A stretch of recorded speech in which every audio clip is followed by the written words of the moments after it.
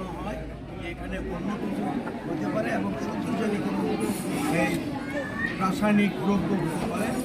এই জন্যে আমি বলছি যে এখান থেকে শুধু খালি এই বাড়িটাই ধ্বংস হয় নাই, এখান থেকে প্রায় 10-12টা বাড়ি, স্বয়ং এই পাশে আমাদের একটা মসজিদ আছে, মসজিদটাও ক্ষয়ক্ষতি। এই 10-12টা বাড়ির দরজা জানালা কোনো কিছুই অবশিষ্ট নাই এই ইয়ার আঘাতে। তাহলে আপনার বিস্ফোরকের আমার মনে হয় যে বিস্ফোরক হতে পারে। এই জন্যই আমি বলছি যে যদি গ্যাস লিকেজ হতো তাহলে সেখানে গ্যাসের আলামত থাকতো এবং এই বাড়িঘরে আগুন ধরতো। এখানে কোনো বাড়িঘরে আগুন একই বাসায় একই ফ্যামিলির 10-12 জন নাকি এখানে বসবাস করতো। এবং আমরা লোকে শুনেছি কালকে নাকি এই কারা কারা বাইরে থেকেও এখানে আসছে। আপনারা যারা সাংবাদিক আছেন,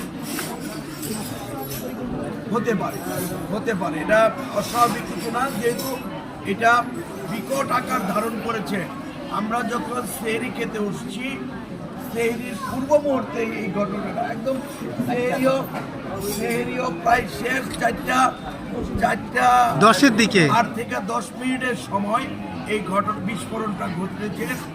আমার মেয়ে আমি 10-এর দিকে কেমন হবে এটা, হ্যাঁ 10-15 দিকে ঘটনাটা ওখানেও এই আওয়াজটা প্রকম্পিত হয়েছে এবং বাড়িঘরও কেঁপেছে।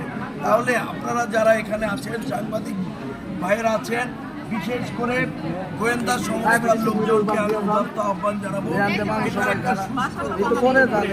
যাতে আমার এই এলাকার লোক আর কোনো ক্ষয়ক্ষতি না হয় সেই ব্যাপারে আপনারা সচেষ্ট থাকবেন।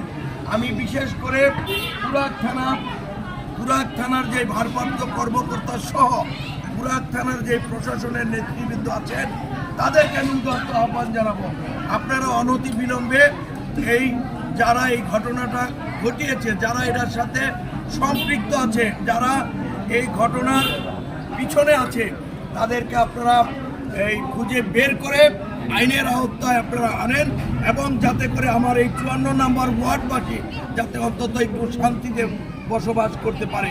আর বিশেষ করে আমি আপনাদেরকে বলছি যে আমাদের এই এলাকায় গ্যাসের যে সংকট, আমাদের এলাকায় গ্যাস নাই বললেও চলে। আপনারা যেই কথাটা বলতেছেন টিভিতে যে স্কলে আসছে যেটা গ্যাস লিকেজের মাধ্যমে হতে পারে, আমার জানা মতে এই এলাকার লোকজন গ্যাস তেমন একটা পায় না। আমাদের প্রধানমন্ত্রী